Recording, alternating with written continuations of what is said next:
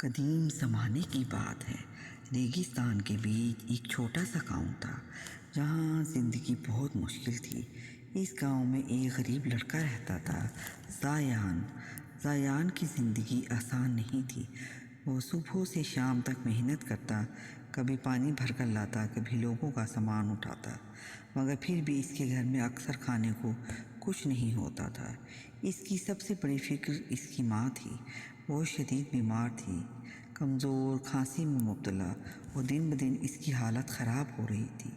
ایک رات زایان نے اپنی ماں کو درد سے کراہتے دیکھا تو اس کا دل ٹوٹ گیا۔ وہ باہر نکلا، آسمان کی طرف دیکھا اور آہستہ سے بولا، یا اللہ، میں اپنی ماں کو نہیں کھو سکتا، کوئی راستہ دکھا دے۔ اگلے دن گاؤں کے کنارے ایک پرانے کھنڈر کے پاس اس کی ملاقات ایک عجیب سے بزرگ سے ہوئی۔ ان کے چہرے پر سکون تھا، آنکھوں میں روشنی۔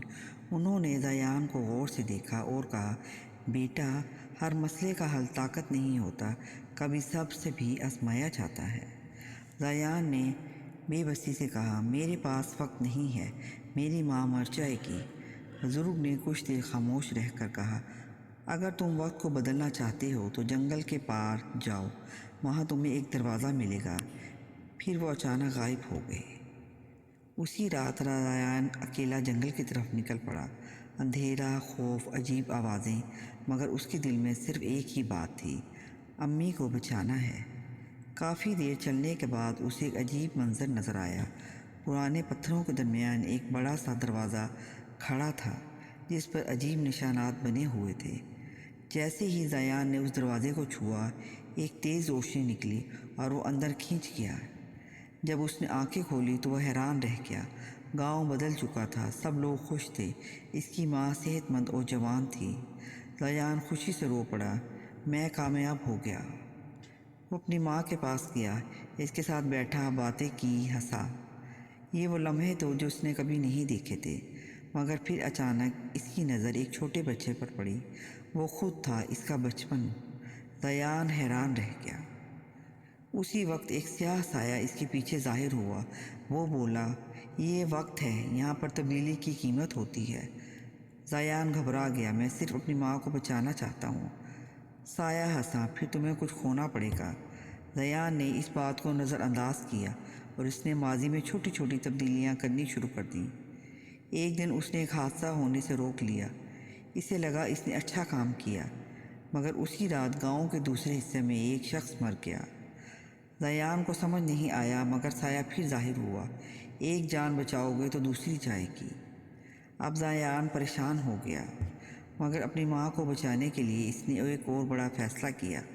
اس نے ایک امیر آدمی کے گھر سے پیسے چوری کر لیے۔ سوچا اس سے وہ اپنی ماں کا علاج کرائے گا، مگر جیسے ہی اس نے ایسا کیا، سب کچھ بدلنا شروع ہو گیا۔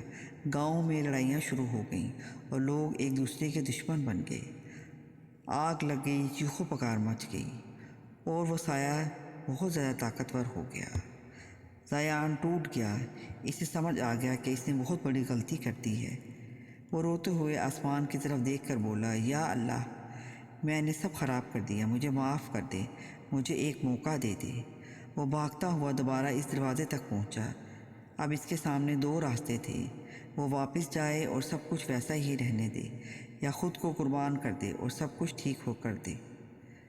زایان نے آنکھیں بند کریں، اپنی ماں کو یاد کیا اور آہستہ سے کہا، اگر میری قربانی سے سب ٹھیک ہو سکتا ہے تو میں تیار ہوں۔